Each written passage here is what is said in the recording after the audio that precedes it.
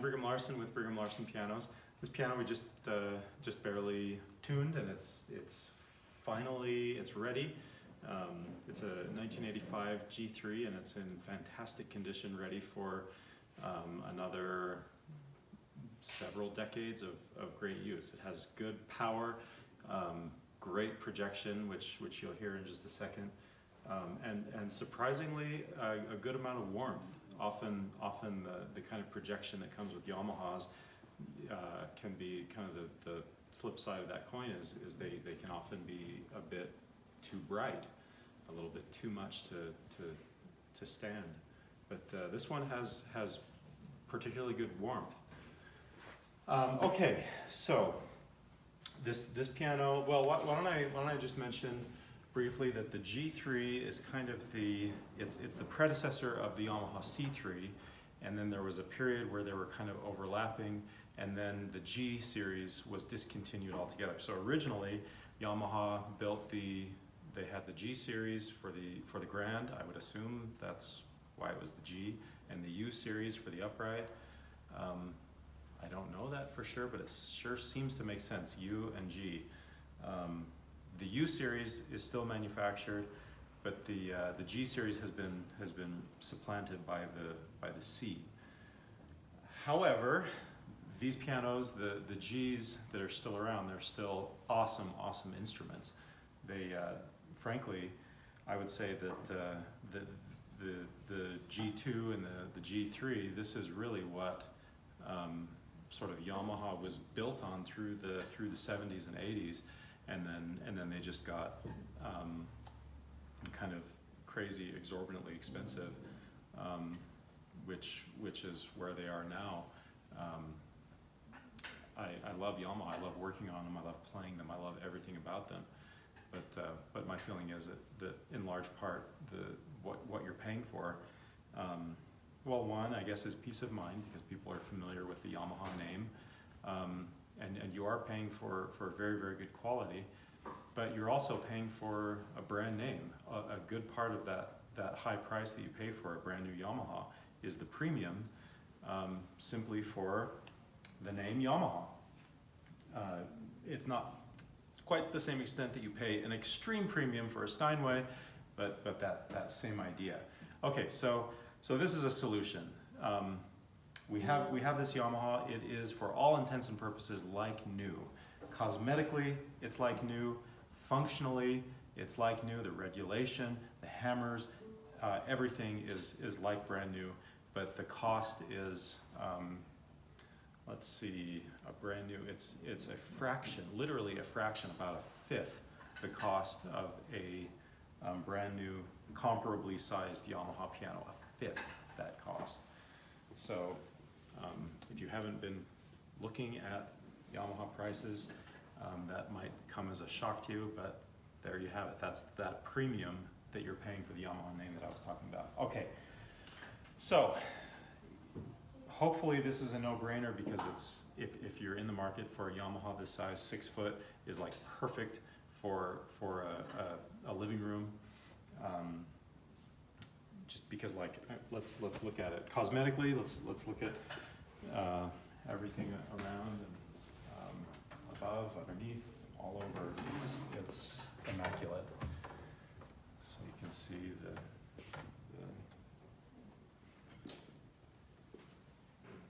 all of the finish is perfect, and then the hardware, like the metal hardware, the lock and the pedals, the casters, the screws, all of that is also perfect.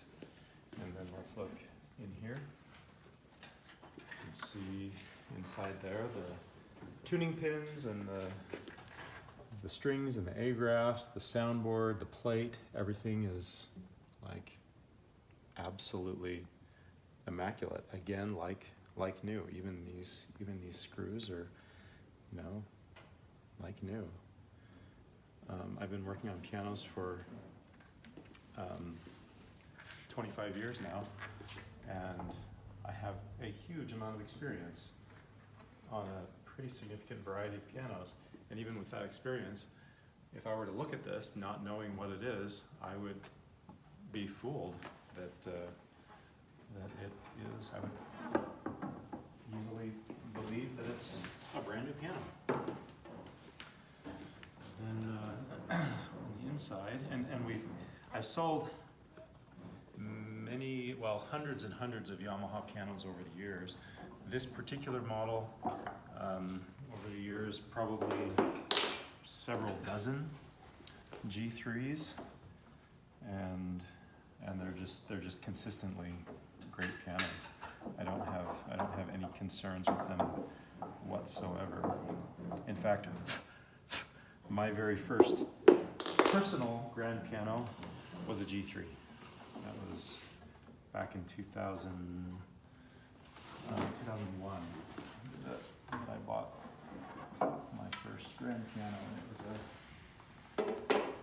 a very happy, exciting day. Okay, here's the action. Here again, you can see things are just immaculately clean. These hammers are gorgeous. They're the hammers are brand new. A lot of the felt is brand new. Everything else, for the most part, there's a little fuzzy thing. Everything else, for the most part, is original, but it's been totally redone, refurbished. That is, so like bolstering the knuckles and lubricating everything and tightening it, aligning it, proper regulation. There's all of these components in here that have built-in adjustability. The drop screw, the repetition lever here, it has this little adjustment screw here. The spring under there has to be not too tight, not too loose. Then you have the jack right there. Has a little alignment screw on there. Underneath the key, there's a capstan that adjusts the height there.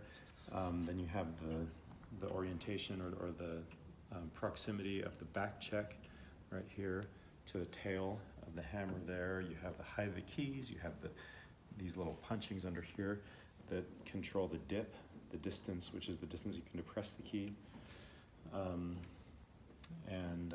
might be missing a couple, but you get the idea. All of that has been addressed with the intention of making it like new. And then as far as longevity, I would have no hesitation about predicting the longevity of an instrument like this to be easily several decades, 3-4 decades before this kind of work that we've done needs to be done again. And then, you've got another few decades. So, I mean, this is without hesitation, this is a lifetime instrument.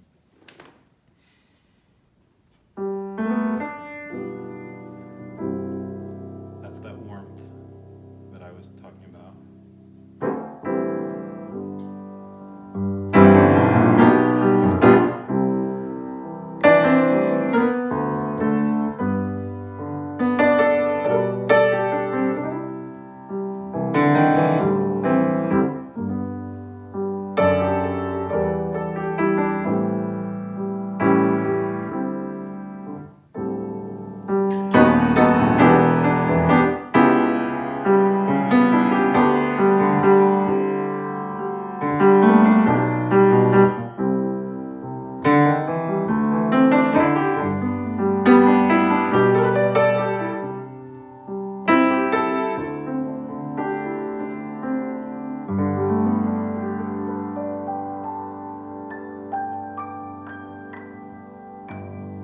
Sounds really, really nice.